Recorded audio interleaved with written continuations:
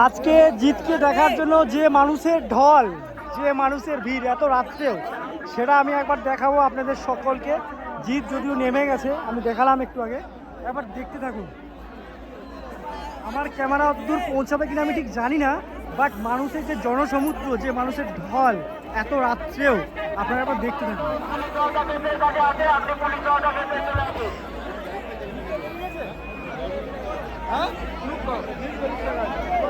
সামনে হচ্ছে main stage.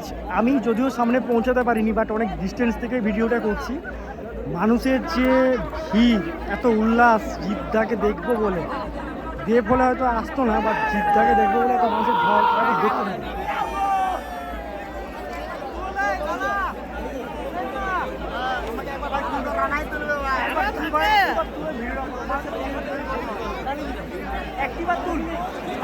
এই দেখুন